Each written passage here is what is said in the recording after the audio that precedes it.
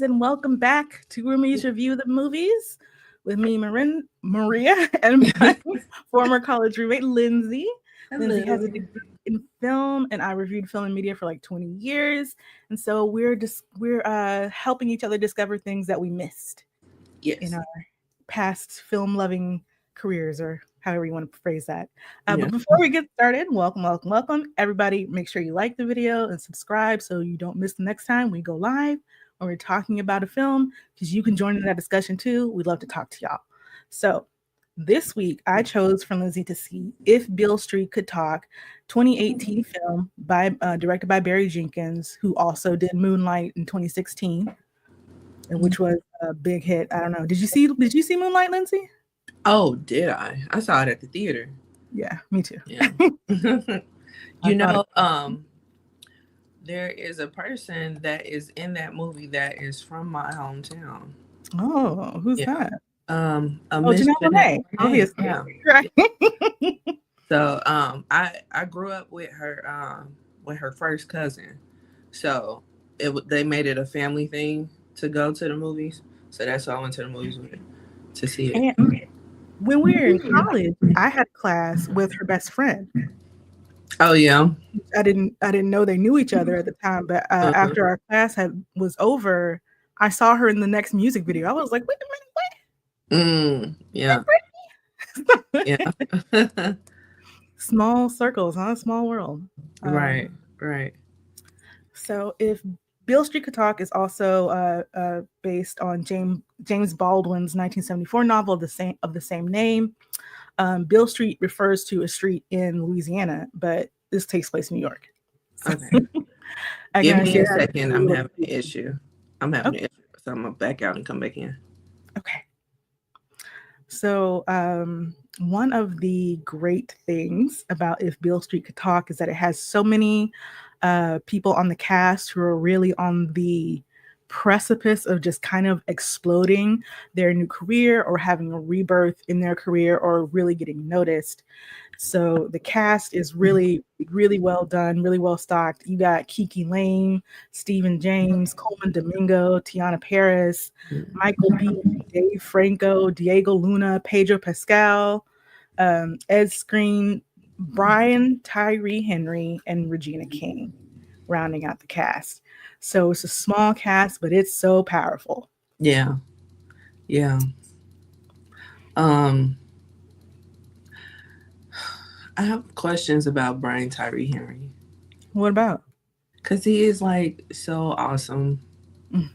And I'm so infatuated with him, but I don't know if he will like me or not. Who cares?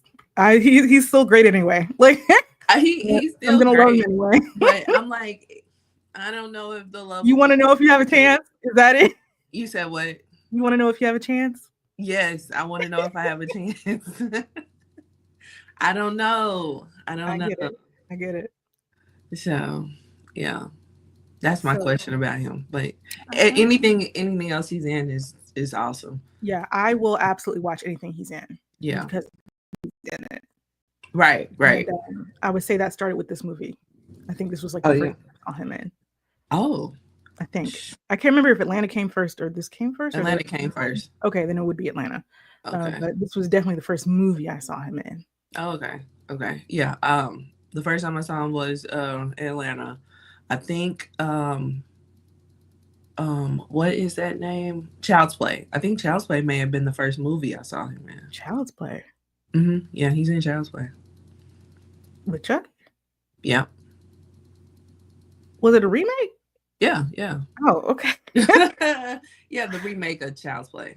Okay. Remember they remade it a couple years ago. Well, it's been more than a couple years, but yeah. But I did not see that one, so I haven't seen everything with him in it yet. Yeah. But it's gonna be on my list. Marlon is watching. Hey, Marlon, he says this was a good movie. It was. I really love it a lot. I went to a screening for this one, and I just remember like the soundtrack, the original score done here is just so beautiful. Nicholas Britell did an excellent job. There's a lot of like circular kind of motions with the music. I just love, and with the very dreamy cinematography and direction, it just fits so well together. I cried because it was just so beautiful to me in the moment.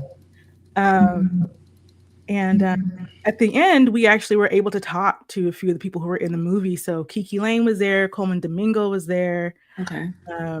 We got to talk to them and everything and ask them questions. So that was really cool. But yeah, I love this movie. So I haven't read the book. I do have the book. So I do want to read it. But it's a very famous novel. Of course, James Baldwin is very famous himself. But yeah, this was kind of like one of those movies you probably see more like on a festival kind of circuit at first. And it premiered at the Toronto Film Festival before it was released by Annapurna Pictures, which is another, I don't know if you call it a studio or just like a release, or I'm not sure how to describe it, but I like the movies they come out with. Them and A24 have a really specific kind of things they like to do, and I appreciate they tend to be more adventurous than a lot of the bigger names. So film received numerous awards and accolades. We had Best Supporting Actress win for Regina King. They also had Academy Awards and Golden Globes. It was nominated for Best Motion Picture and Best Screenplay at the Golden Globe Awards, Best Adapted Screenplay, Best Original Score at the Academy Awards. So very highly regarded. Yeah. So I actually watched this last week, Sunday, and it was like it was perfect because it was raining outside, right? There's lots of rain and water in the movie. It's a very it takes a very casual pace. I wouldn't say slow necessarily, but it wants you to fit in the groove basically. And so it's just great for like a rainy Sunday morning. It's fantastic. Yeah, I can see that. Yeah. So the story is told, non-linearly. It's not one part playing after the other. You kind of jump in towards the middle of the end, and then they come back around to the beginning to let you know more about the characters and their families and all that kind of stuff. So we have Tish, who is played by KiKi Layne, and we have Fonnie, who's played by Stephan James. And they are the couple who's central to everything that's happening here. They were childhood friends. And then she just realized that he was in love with her and she fell in love with him. And it's just so beautiful. Like they have this beautiful, the costuming is great. So they're both wearing these yellows and blues, right? And it just, the way they light their skin is just beautiful. I'm going to say beautiful like 1,500 times. So it's just beautiful to watch. Okay. Yeah. Especially like they're out there in their blues and yellows in the fall. So you have the changing leaves and everything. They're really tender with each other, right? Tish is very kind of soft-spoken, and so is Fonnie. Like they're not like a super outgoing, I guess I would say in that way, like extroverted, but they have a really sweet, romance, and knowing each other very well for all of their lives and still finding out new things about each other. And so they get to a point where Tish actually gets pregnant, right? And at this point, we know that Fonnie's in jail. He's been accused of a crime of sexually assaulting this woman, and he was on the other side of town. Right. It couldn't have happened. And so at this point, he's in prison, and now she's pregnant, right? And she's feeling anxious about that because who wouldn't? She's what, 19 or something? Yeah, she's 19. Yeah. And he's like 21. They're so young. And so she tells her mom, who's played by Regina King, and she tells her parents and her sister, who's played by Teyonah Parris, and her father is played by Colman Domingo. And it's so tense because I'm like, I don't know what to expect really, because we're talking about the 1970s, Is that class Black people. Oh yeah, 1970s. Yeah. Okay. I would say early 1970s. Yeah. Because I was thinking the 60s. I could see that. And that's why I would say early 1970s, because I can see them kind of blending together with the fashions that are going on. Because a lot of the dress is similar to 1960s, moving into 1970s, and the hair is much more 1970s than 1960s. Yeah. But okay. That's my guess. Yeah. So of course it's like tense trying to tell your family, hey, I'm pregnant by this guy who's now in prison, you know? Right. So of course she's scared, and but her family is beautiful, and they tell her, you know, this is something to celebrate, you know. Yeah. And They took it very well. Yes. We're going to be here for you. We're going to help with this baby. We're so excited to have this new person in our lives, right? Yeah. And it's just the best. It's just the best. Like, yeah. You know, they are worried. And at one point, her dad like is going to express this worry, and you can tell he's going to be like, "What about this? But what about this? But what about?" And the mom is like, "We'll handle that when we get it. You know, right now, we're just going to celebrate this life because the worry's going to come. They're never going to stop. So just be happy where we are right now." And they are. It's great. Babies are a blessing. Yes, babies are a blessing. So she comes from a very loving family. Yeah. And so they're ready to love this new addition. And so they're like, well, we need to tell Fonny's family, you know, that they're about to have a grandchild. So they call over Fonny's family, and we have the mom, who's played by Anjanae Ellis, not Lewis. I don't know where I got that. And then also her father, Fonny's father, who I can't remember who played Fonny's father. Michael Beach. That was Michael Beach. Yes. Yeah.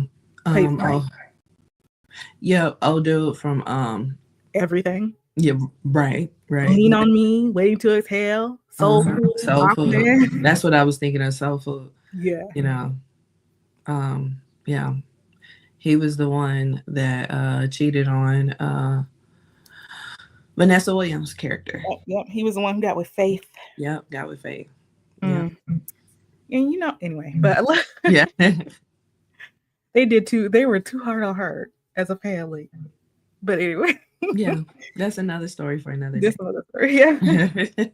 So they bring them all over, and Frank is happy. You know, he's joining in the celebration about the baby and everything, looking forward to being a grandfather, all that stuff. But Alice, Fonny's mother, and his two sisters are not happy at all. Right? Oh no. Very unhappy. And they're very can we just politics is their name. Take a step back. Like, not only are they not happy about this new addition, they don't care for the girl nor the family. Yeah. So they walk in with their nose stuck up in the air and everything. Like, it is not a joyous occasion just to come over and say hi. You know, like, that's not happening. Which is wild because they've been knowing each other for a really long time. So it's like, they're neighbors. Yeah. It's like, what is it? Well, it's also like when you were asking like about the time period. So like Anjanae Ellis's character and the daughters are dressed very much more like the later 1960s in their presentation. They're also very much about respectability politics, because Alice is telling Frank, you should not be cursing, blah, blah, blah, like all this other stuff. And they're very religious. Go ahead. I say, and they're very religious. Yes, very holy rollers, exactly what I was about to say. So they're dressed like they're going to church for some reason. Well, you know, folks back then, maybe it's just on picture day, but from the pictures that we saw, that's all they did was dress like that, for real. And you can see the difference just like between the way they're dressed and the way her family is dressed. Her family's dressed much more relaxed. They have their natural hair, right? Yeah. And Anjanae Lewis and her girl Ellis, I don't know why I keep saying Lewis, and her girls have their hair pressed, you know, or permed, is flat ironed or whatever, and they're wearing gloves and hats and very, you know, formal kind of. Like Easter. Yes, like Easter. And they're very disapproving of everything about this. They don't like Tish. They don't care for the family. They don't like the way they talk. They kind of blame Tish for everything that's happened with Fonny. Yeah. Which is ridiculous. It really is. And to the point where like Alice gets up and curses the baby itself and hopes that it dries up in Tish's womb, and it's just like, oh my god, That was horrible. yeah, Like my mouth dropped. yes, I was like, whoa. yes. And then I love Teyonah Parris as a sister here because she's like, so Tish ain't gonna fight, but I will. Right. Yeah. So, Because one of the sisters like gets up and like starts to walk towards Tish and is talking whatever, right? mm-hmm. And Teyonah gets right in front of her and is like, oh, please, I've been waiting. I've been dreaming about basically wanting to kick you. Right. Please lay a hand on me, on my sister. Right. Right. Yeah. And she also calls her yellow. But the girl's not. Like No. they're all very much the I didn't same get that color. one. Yeah, I was like, where? Yeah. And so what I was thinking, I was like, it must be that they're light skinned in the books. Because like their behavior would also make sense if they were light skinned as well. Like immediately. Mm-hmm. Thinking they're so much better for no reason. Right. Yeah. Yeah. And like then her sister's line about being yellow would also make more sense. So I'm thinking they must have been yellow in the book. They must have been lighter skinned. Yeah. But then you also, I don't know if you've ever had these conversations or not. I definitely have. Where you really realize that skin color is very subjective. Mm-hmm. It is. You know, so it could have been that because they are a shade lighter to us, we're like, yeah, they're not yellow. But because they're just a shade lighter than them, I guess everybody would be called yellow. I don't know. Even though they're not. Yeah, they're not. But no, Yeah. I did listen to this lady who read the book and like watched the film, and she was like, in the book they are supposed to be light skinned. So I wonder what made them not be, I don't know. and then still keep that line. I don't know. No. But like, hey, they cast Anjanae Ellis, and that's fine with me. I don't care. Yeah, right. He's fantastic, because this was also, like 2 years before Lovecraft Country. Okay. Because she was in that too. Okay. She played a really great role in that. But yeah, this movie like is so full of talent. It's so full of talent. Like, and this scene in particular is almost everyone together except for Fonny. And they're just so good with each other, playing this argument and everything, and the emotions in the scene, like just you feel like you're really there in that apartment. Yeah. Especially when Frank gets up and slaps her. Whew. He backhanded her to the ground. Yeah, he did. And I was like, maybe not doing that. I understand I the don't condone emotion, but not the action. Right. Like, I don't condone it, but I understand. Yeah. Because she did too much. She did way too much. She did extremely. Hurt the baby. Like, what is wrong with you? Right. And you're supposed to be this holy roller. Yeah, the hypocrisy of it all. Make it make sense. Yeah. So they even try to help her out. When he slaps her and she falls to the ground. The family, Tish's family still tries to help her out. Yeah. But of course they deny the help and they leave and all that kind of thing. Yeah. Mm-hmm. And so it does go a lot back and forth between time. That's kind of hard to talk about. I can't really do it that way. So, Tish and Fonny, long time knowing each other. Fonny really kind of wants to be an artist rather than like a handyman, really, or a carpenter. He really more wants to be an artist. And Tish just, I think, wants to just live her life, honestly. Yeah. Yeah.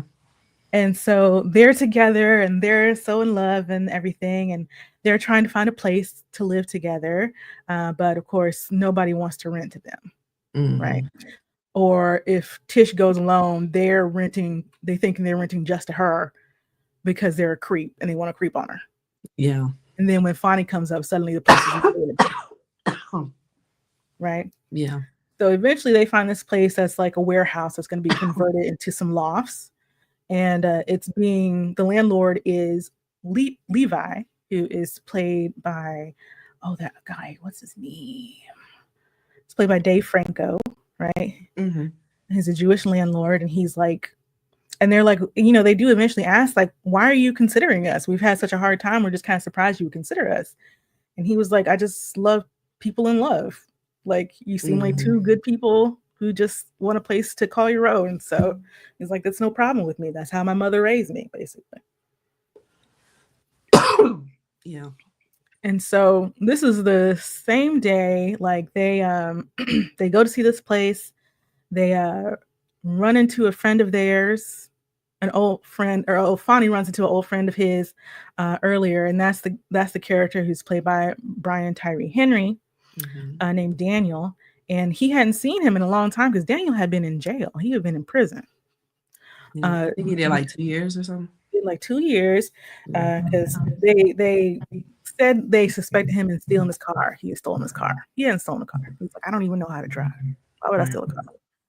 But he did have some weed on him, so he pled to the stealing the car charge, so he wouldn't have to deal with the weed charge. So weed was more worse than stealing a car. Yeah. It's crazy. Yeah. So he's completely in jail for something he did not do. Because it would have been harder otherwise. Right. And they have a this afternoon together, and he's talking to Fonny about a lot of things, and he eventually starts talking to him about what it was like to be in prison. And this movie isn't dialogue heavy. It's a lot more of like faces and emotions on faces and things like that. And so this plays a lot in this scene. But you also have like unconventional edits where you hear them talking, but they're not talking and stuff, that kind of stuff. And you're just seeing the emotions on their face that align with what they're saying. And you can see like the pain and the fear and how they made him feel when he was in prison. Yeah, it was pretty intense. It was. He didn't go into detail on what exactly happened, but your imagination can run wild on that. Yeah. He didn't need to. He was like, they can do anything to you in there. Yeah. Anything. And that's enough. And during this time, Tish is out like getting, food for them. She makes a really great homecoming meal and everything. Yeah. Yeah. It looked good.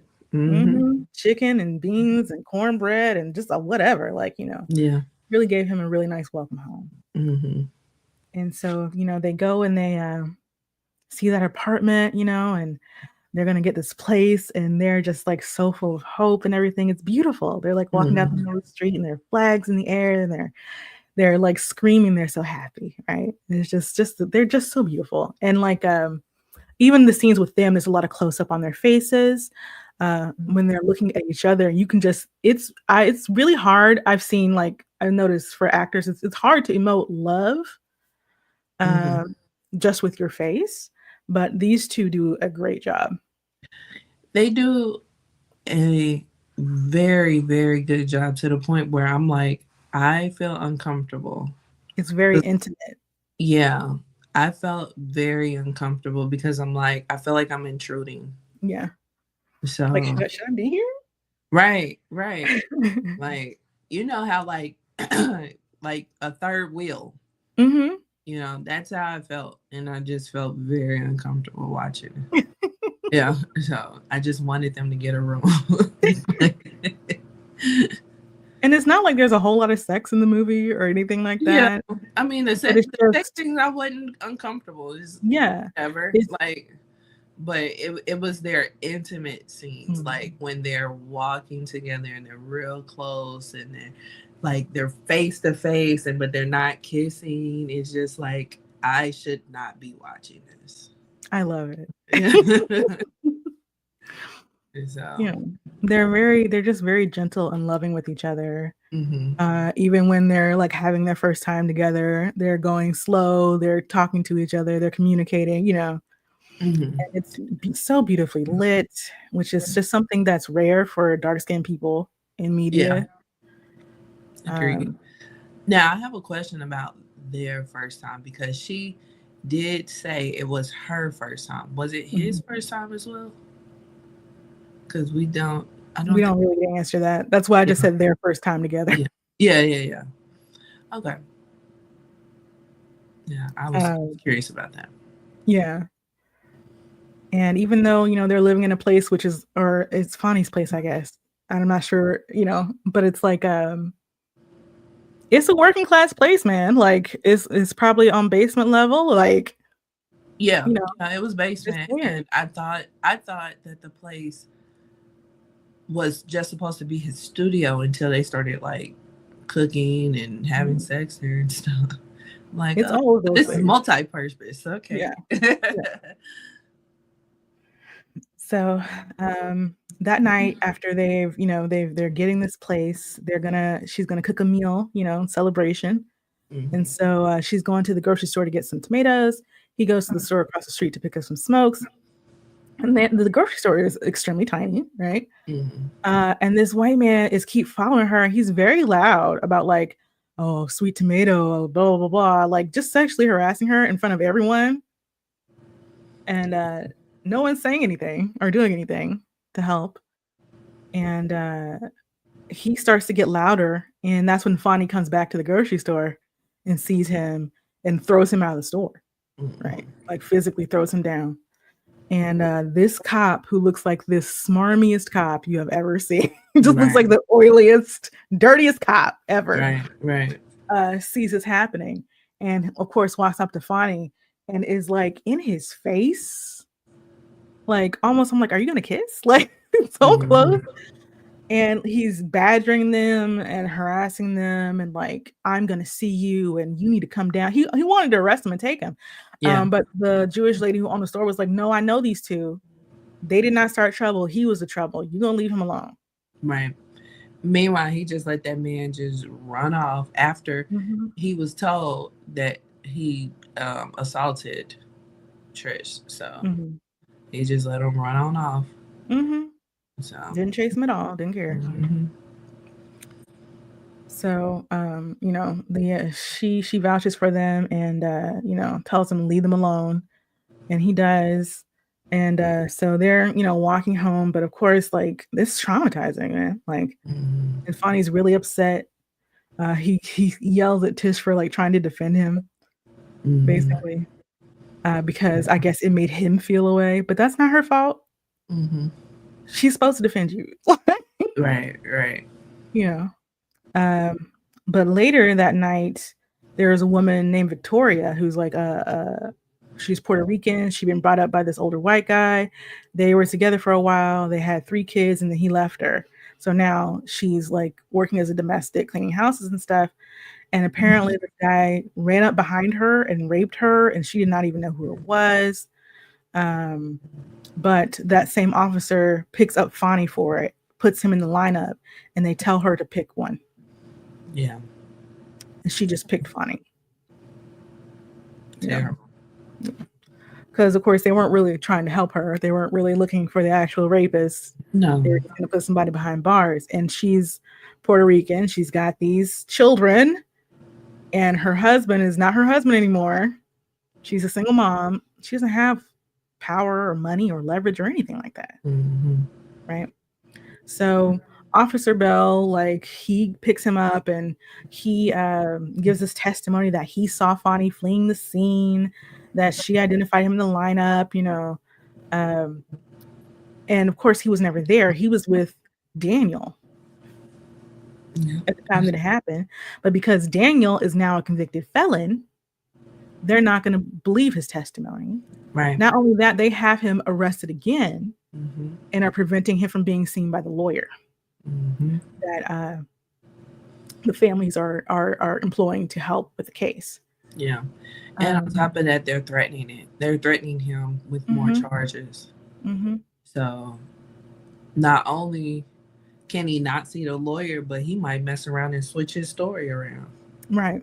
You know? So, you know, so he can't really. You don't really want that for him either. Right. Right. Uh, Now the And lawyer they then hired. I'm sorry. Go ahead. because he was not only with him, but he was also with Trish as well.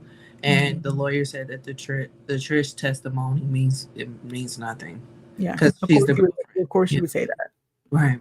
Right. So even though all of it is true. right.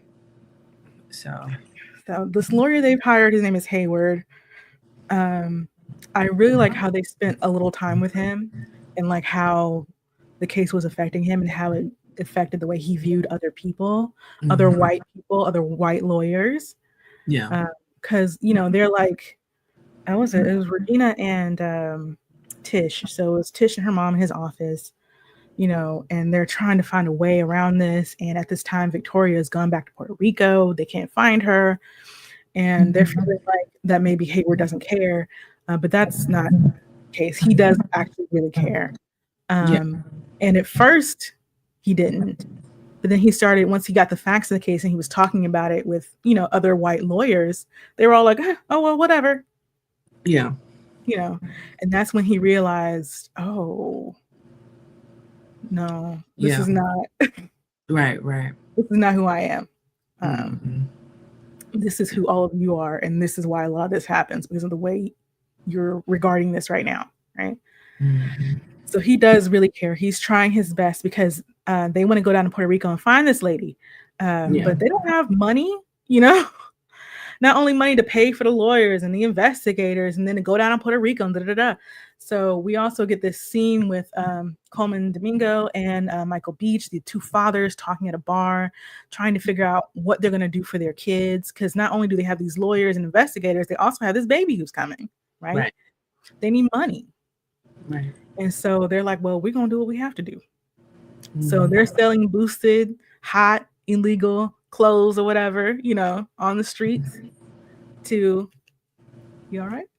Yeah. It's just my eyes irritate me. It's pollen. Yeah, probably so. Pollen. Anyway.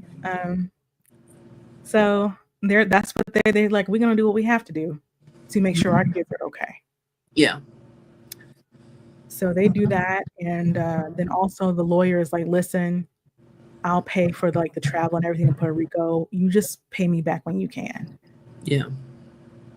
And you can tell his heart's hurting for them. Right. So Sharon travels to Puerto Rico to try and find Regina, to try and get her to change her testimony. She meets up with the character Pietro Alvarez, who's played by Pedro Pascal. And when I was watching this, I was like, is that Pedro Pascal? Yeah. Because it kind of looked like him, but it kind of didn't. Yeah. So when I read the list, I was like, okay, of course that was him. And of course, Pedro Pascal is a big star now.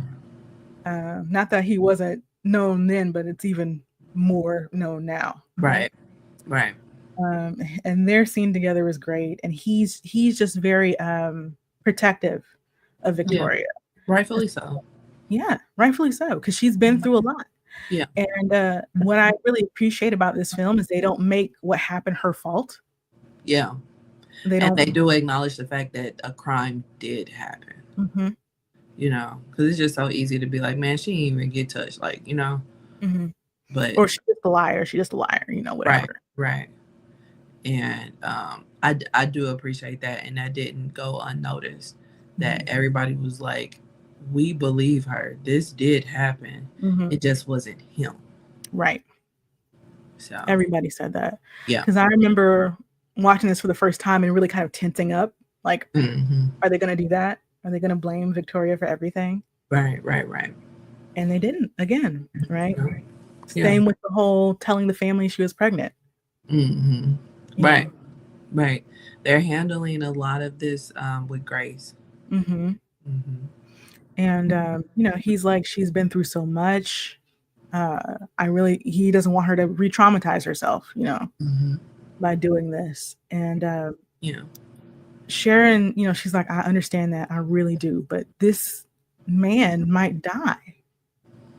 Like, look at this picture of these two. Like, this did not happen. I've known him all his life. He did not do this. Yeah. And so eventually he does, tell her where they can go meet. They meet, and it just goes terribly. Yeah. Yeah. That did not go according to plan. No. And I didn't understand when the girl told her the first time, stop touching me, why she didn't. Yeah. Because she take a step back. Yeah. you She know. was triggered for sure. Like, Yeah, absolutely. yeah. Absolutely. And rightfully so. I wouldn't want nobody touching me either. Mm-hmm. You know what I mean? And then you're a stranger and you're ultimately trying to get this man that I accused off, Mm-hmm. you know. But I don't want you to touch me. So Right. stop, you know. And that's the part that irritated me about the whole scene, because I'm like, why won't she stop? Like, Yeah, I think she's seeing her like have that triggering moment. mm-hmm. So she kind of wants to help her, Yeah, but she doesn't. But she's also asking you not to touch her, and she's yeah, like, yeah. right. But yeah, I don't disagree at all. I think it was just kind of like, you know, Yeah, I want to help, but don't touch. I want to help, and I don't touch. You know. right. Like you will help by not touching. Like, Yeah. so. So it goes terribly to the point where like Victoria's screaming and shaking, and so they're not able to get her to testify, of course. Mm-hmm. And of course, there's like all these delays with his trial and things like that. And we see Tish go to the prison several times to talk to him, Yeah, you know, in her various stages of pregnancy. And then we see him going through a whole lot, you know, well, we see the result of him going through a whole lot. Like one of the last times she sees him behind the glass, his eye is red, his nose is broken, his lip is split. yeah, And, you know, she's extremely concerned, of course. He doesn't really want to talk about right. it. And I'm not sure if it was that scene or one earlier where he's like he's very upset, of course, and he feels very isolated, right? In the prison and everything. And he starts like being frustrated and screaming about it. And she's like, because I'm going through this with you. Right. You think I'm not thinking about you all the time, every minute of Right. every day, what you might be going through, Right. trying to get you out of here? Right. Right. And on top of that, being pregnant. Yeah. You know, because you're already going through an emotional roller coaster. Just if everything in life was perfect, you're going through an emotional roller coaster. But then to add on the stress of your kid's father not being there, Yeah. and due to no fault of his own, that makes it like 10 times worse. So Yeah. yeah. So he calms down after that. Yeah. And they're not able to get him out. So he has to take a plea. It's crazy. He takes a plea. She has a child. She names him after Fonnie. Well, his name is Alonzo. Everybody calls him Fonnie. So she named him Alonzo Jr. And I think he's maybe like 4 or 5 when we see him next. Maybe 3. Beautiful big eye baby. Mm-hmm. You know. And they're able to actually see him and like meet with him at a table and touch him and talk to him. Yeah, because now he's in prison. So yeah, prison's a little different when it comes to visiting. Able to get, you know, all the snacks out of the machine and eat together. Yeah. But, you know, it's bittersweet. Yeah. Yeah. But the family is together. Regardless of where they're at. What I didn't like necessarily that stood out to me was that her family was more invested in trying to get him free than his own family. Yeah. Well, Frank, his father was invested. His but father his mother and his sisters were not. Yeah. Yeah, the mom, I mean, it sounded like she may have been in the beginning, but then she just gave up. Yeah, well, because she just blamed it all on Tish. So yeah. I can blame it all on Tish. I don't have to do anything about it. Right. So there you go. Right. But I was just like, why is his family just not trying to be there for him like her family is? You know? Yeah. Because that's the mom raised the, you know, you did that or whatever. You brought shame. Even if you didn't do it, you brought shame on our family. You know what I mean? Yeah. And that's how it used to be. You know? It's crazy. Especially those religious people. You know? Yes. Because Jesus said you should go visit the people in prison. Yeah. Anyway. We see a lot of contradictions when it comes to things that Jesus said and things that Christians do. Yeah, agreed. Agreed. So. But yeah, that's pretty much the end of the film here. Mm-hmm. Let's go and give it our ratings, and then we can talk about that. All right, let's get to our ratings. All right. So our rating system is 1 movie real trash AF, 2 it exists, 3 entertaining, 4 great, 5 a true classic. I would give it a 3. Give it a 3. Mm-hmm. Why 3? Yeah. I mean, I felt uncomfortable watching it. Like, and you know, that black trauma I'm kind of over. But it wasn't just black trauma. Right. But I mean, the whole circumstance, I'm tired of seeing that. Maybe if I would have watched it back when it came out, I may have felt differently, but I'm just tired of seeing that. And then I felt very uncomfortable with their love scenes. Yeah, but is that the movie or is that you? No, it's me. It's Okay. me. But I mean, it's my rating. No, that's fine. I just wondered. Like, I mean, it's how the movie made me feel. Yeah. And I mean, I get why people think it was a great movie. Mm-hmm. I get it. Mm-hmm. But for me, I did not. It didn't hit me like it hit others. Mm-hmm. So I just was it was just all right. I probably won't watch it again. But I mean, but no shade to the movie, because I mean, like you said, the movie was shot beautifully. It did have a story to tell. You know, I just unfortunately I just wasn't interested. Okay, well I give it a 5. Yeah.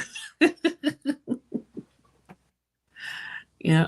And what made it be a classic? First of all, everyone in this movie gave an incredible performance. Yeah, agreed. Every single one. All the characters feel like real people to me. Mm-hmm. I love the way, I mean, just the cinematography is spectacular. The lighting, the dreaminess of the feeling when they're together and in love. Like, it just feels so good. Yeah. I love the way they treat each other together. I love Tish's family and the way that they support her. Yeah. I love how it subverted my expectations of those scenes, right? Because you're expecting them to go horribly and they don't. I like how it shows the complexity of these people who are working class, who might do some illegal things to support their family, who are trapped up in this system that's meant to trap you and not through any fault of their own, right? Yeah. They're not bad people. They're caught up in a bad place. Yeah. And it's definitely an unfortunate circumstance. Yeah. Where in other movies, it might be like, oh, these dads are doing illegal things. Like they're horrible criminals. Without giving any context as to why somebody might do the things they do. Yeah. I like that it shows solidarity between Jewish people and Black people there. I appreciate that. And I also like how it just shows them being regular people, right? Yeah. It's not like they have to be super exceptional or anything like that. Yeah. So I do like that. Of course, the score, I just find the score just incredibly beautiful. It's one of my favorite scores of all time. Okay. It sounds like love to me. Yeah. And I just love it. I think it's great. I mean, the director, the cast, the score, the costumes, how the costumes inform me about the characters. Everything works. It is super bittersweet Yeah. So I understand a lot of people are like, the ending is sad. The ending is sad. You are not wrong. But Yeah. also seeing how much they love each other, how much they stick together, how much they want their family and fight for it is beautiful. Especially when you get a lot of messaging that says, Black people don't do that, really, or something like that. Yeah. So Right. I think it's great for all of those reasons. Okay. Yeah, and I'm sure a lot of people agree with you with your assessment. You do have some great points. I feel like your great points is probably the reason why I made it a 3. It just, I'm just, I don't know. I don't know. It's me. It's not the movie. It's me. So but that is If Beale Street Could Talk. Yes. So yeah. What are we gonna do next time, Lindsay? What we are going to do next time is one of my favorite movies, and R.I.P. to Gene Hackman. It is and R.I.P. to Robin Williams. It's The Birdcage. The Birdcage, yeah. Yeah, The Birdcage. What is that on? Let me look it up.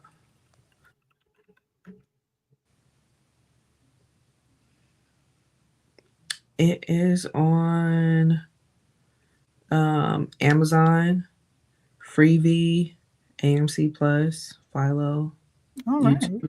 So it's on quite a few things. But yeah. So that's what we will be watching next time is The Birdcage. Yes. So come join us for that. Yep. So Maria, where can we find you on your socials? Oh, you can find me on Blue Sky at Valor More Dollars. That's VALARMOR.B-Sky.social. I'm also on another podcast called Nerdgasm Noir, where it's like 5, 6 geeky Black women talking about tech and media and games and all kinds of stuff, TTRPGs. So you can come join us over there. And where can they find you, Lindsay? You can find me everywhere at L_Ranelle. That's L_RANELLE.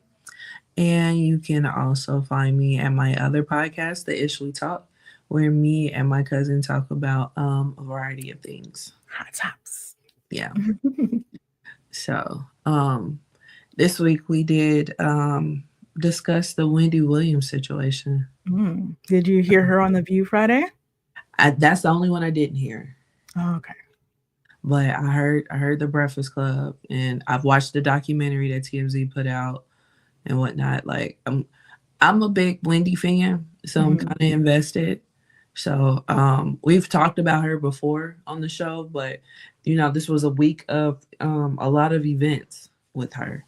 So we did an update. So and it's just a sad situation altogether. It is. The whole Have you ever seen that? thing. Yeah. Have you ever seen that movie, I Care a Lot, on Netflix? No, but I know about it. We may have to do that because I watched it back when it was getting buzz. But now because of this Wendy Williams things, it's a lot of people like, go watch it. So yeah. Yeah. I know what she was doing in that movie. So man. And that movie, I didn't even know that stuff. I didn't even know that existed. Because you're not a scammer. Yeah.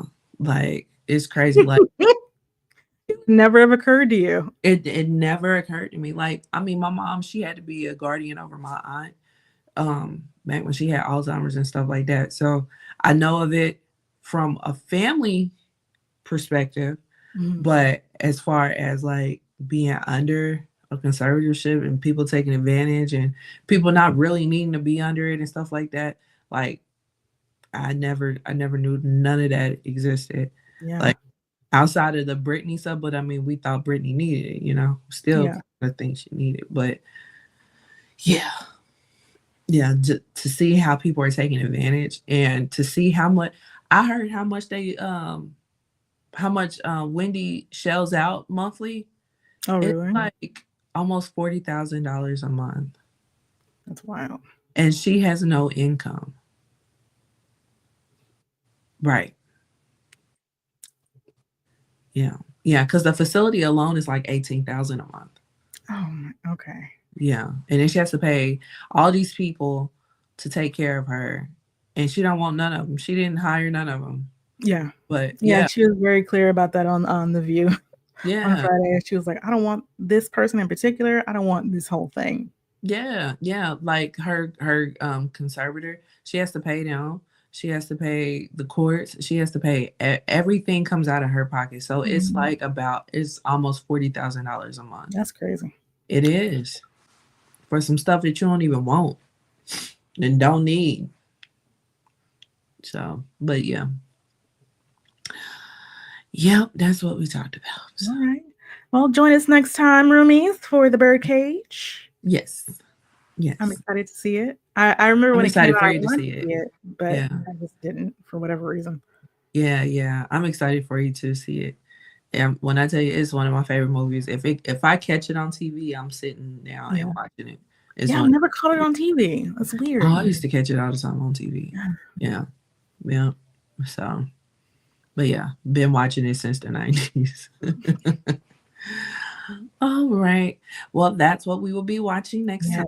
So this was episode 75 of Roomies Review the Movies, and we will see you guys for episode 76.